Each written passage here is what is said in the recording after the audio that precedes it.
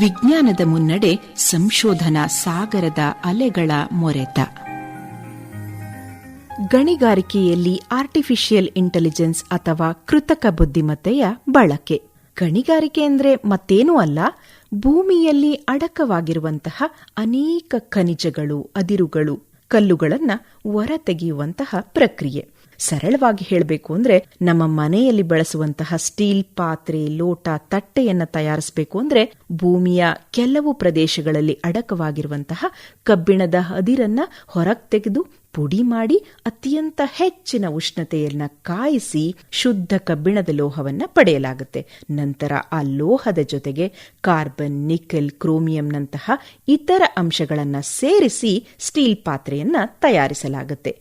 ಗಣಿಗಾರಿಕೆಗೆ ಇದೊಂದು ಉದಾಹರಣೆಯಷ್ಟೇ. ಚಿನ್ನ, ಡೈಮಂಡ್, ಪ್ಲಾಟಿನಂ ಲೋಹಗಳ ಕಟ್ಟಡಗಳ ನಿರ್ಮಾಣಕ್ಕೆ ಅತ್ಯಗತ್ಯವಾಗಿ ಬೇಕಾಗಿರುವ ಜಲ್ಲಿ, ಕಲ್ಲು, ಮರಳು, ಸಿಮೆಂಟ್, ಗ್ರಾನೈಟ್, ಔಷಧ ತಯಾರಿಕೆಗೆ ಬೇಕಾದ ಕಚ್ಚಾ ವಸ್ತುಗಳು ಅಷ್ಟೇ ಯಾಕೆ, ಕಂಪ್ಯೂಟರ್, ಲ್ಯಾಪ್ಟಾಪ್, ಮೊಬೈಲ್ಗಳ ತಯಾರಿಕೆಗೆ ಬೇಕಾದ ಅನೇಕ ಲೋಹಗಳು, ಚಿಪ್ಗಳ ತಯಾರಿಕೆಗೆ ಬೇಕಾದ ಸಿಲಿಕಾನ್ ಅಂಶವು ಗಣಿಗಾರಿಕೆಯ ಉತ್ಪನ್ನಗಳೇ. ದೇಶದ ಆರ್ಥಿಕ ಅಭಿವೃದ್ಧಿಯಲ್ಲಿ ಪ್ರಮುಖ ಪಾತ್ರ ವಹಿಸುವಂತಹ ಗಣಿಗಾರಿಕೆ ಕ್ಷೇತ್ರವು ಲಾಭದಾಯಕವಾದಂತಹ ಉದ್ಯಮಗಳಲ್ಲಿ ಒಂದಾಗಿದ್ರೂ ಸಹ ನಿರಂತರವಾಗಿ ಬಂಡವಾಳ, ಮೂಲಸೌಕರ್ಯಗಳನ್ನು ರೂಪಿಸುವುದು, ಗಣಿ ಕಾರ್ಮಿಕರ ಆರೋಗ್ಯ ಮತ್ತು ಸುರಕ್ಷತೆ ಹಾಗೂ ಪ್ರಮುಖವಾಗಿ ಗಣಿಗಾರಿಕೆಯಿಂದ ಪರಿಸರದ ಮೇಲೆ ಉಂಟಾಗುವಂತಹ ಪರಿಣಾಮಗಳ ಕುರಿತು ಕಾಳಜಿ ಮತ್ತು ಅಗತ್ಯ ಕ್ರಮಗಳನ್ನು ಕೈಗೊಳ್ಳುವಲ್ಲಿ ಅನೇಕ ಸವಾಲುಗಳನ್ನು ಎದುರಿಸ್ತಾ ಇದೆ.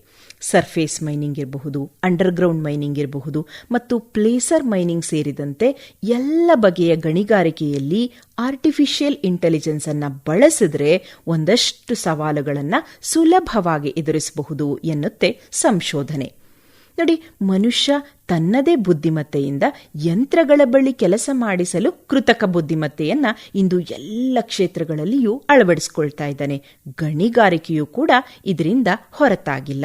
ಹಾಗಾದ್ರೆ ಗಣಿಗಾರಿಕೆಯ ಯಾವ ಕ್ಷೇತ್ರದಲ್ಲಿ ಹೇಗೆಲ್ಲ ಕೃತಕ ಬುದ್ಧಿಮತ್ತೆಯನ್ನ ಬಳಸಿಕೊಳ್ಳಬಹುದು ಅಂತೀರಾ?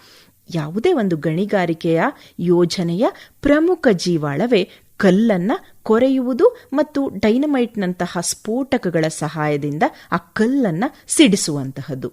ಮೊದಲು ಕಲ್ಲುಗಳಲ್ಲಿ ಸಣ್ಣ ರಂಧ್ರಗಳನ್ನು ಮಾಡ್ತೀವಿ, ಅವುಗಳಲ್ಲಿ ಸ್ಫೋಟಕಗಳನ್ನು ತುಂಬ್ತೀವಿ. ಹೀಗೆ ಮ್ಯಾನ್ಯುಯಲ್ ಆಗಿ ಸಿಡಿಸೋದ್ರಿಂದ ಗಟ್ಟಿಯಾದ ಕಲ್ಲಿನ ಮೇಲ್ಮೈ ಮತ್ತು ಅವುಗಳ ರಚನೆಯಲ್ಲಿ ಬಿರುಕುಗಳು ಬಿಟ್ಟುಕೊಳ್ಳುವಂತಹ ಸಾಧ್ಯತೆ ಹೆಚ್ಚು.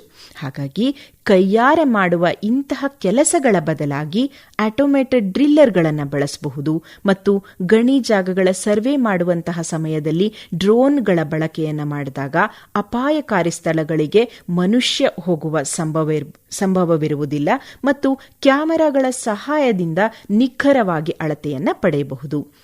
ಆಳವಾದ ಗಣಿಗಾರಿಕೆಯಲ್ಲಿ ದೂರ ನಿಯಂತ್ರಿತ ಅಥವಾ ಅರ್ಧ ಸ್ವಯಂಚಾಲಿತ ಅಥವಾ ಸಂಪೂರ್ಣ ಸ್ವಯಂಚಾಲಿತ ರೋಬೋಟ್ಗಳನ್ನು ಅಳವಡಿಸಿಕೊಳ್ಳೋದ್ರಿಂದ ಛಾವಣಿ ಕುಸಿತ, ಅಪಾಯಕಾರಿ ಮತ್ತು ಸುಲಭವಾಗಿ ದಹಿಸಬಲ್ಲ ಅನಿಲಗಳ ಸೋರುವಿಕೆಯಂತಹ ಸಂಭವನೀಯ ದುರಂತಗಳನ್ನು ಕೂಡ ತಪ್ಪಿಸಬಹುದು.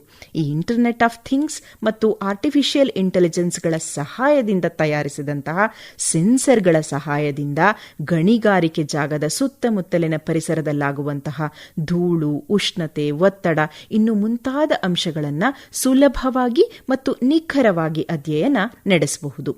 ಇನ್ನು ಗಣಿಯಲ್ಲಿ ಕೆಲಸ ಮಾಡುವ ಕಾರ್ಮಿಕರ ಹಿತದೃಷ್ಟಿಯಿಂದ ಎಐ ಬಳಸಿದ ಪರ್ಸನಲ್ ಕೇರ್ ಇಕ್ವಿಪ್ಮೆಂಟ್ಸ್ ಬಳಸೋದ್ರಿಂದ ಅವರ ಸಂಪೂರ್ಣ ಆರೋಗ್ಯದ ಮಾಹಿತಿಯನ್ನ ಪಡೆಯುತ್ತಾ ಇರಬಹುದು. ಇದರಿಂದ ಯಾವುದೇ ಕಾರ್ಮಿಕನ ಮೇಲೆ ಸಂಭವಿಸಬಹುದಾದ ಅಪಾಯದ ವಿರುದ್ಧ ತ್ವರಿತ ಎಚ್ಚರಿಕೆ ನೀಡಲು ಮತ್ತು ಸೂಕ್ತ ಕ್ರಮ ಕೈಗೊಳ್ಳಲು ಸಹಾಯ ಮಾಡುತ್ತದೆ. ಇನ್ನು ಖನಿಜಗಳನ್ನು ಸಾಗಣೆ ಮಾಡುವ ವಾಹನಗಳಿಗೆ ಜಿಪಿಎಸ್ ಟ್ಯಾಗ್ಗಳನ್ನು ಅಳವಡಿಸುವುದರ ಮೂಲಕ ಅಕ್ರಮ ಸಾಗಾಣಿಕೆಯನ್ನು ಕೂಡ ತಡೆಗಟ್ಟಬಹುದು.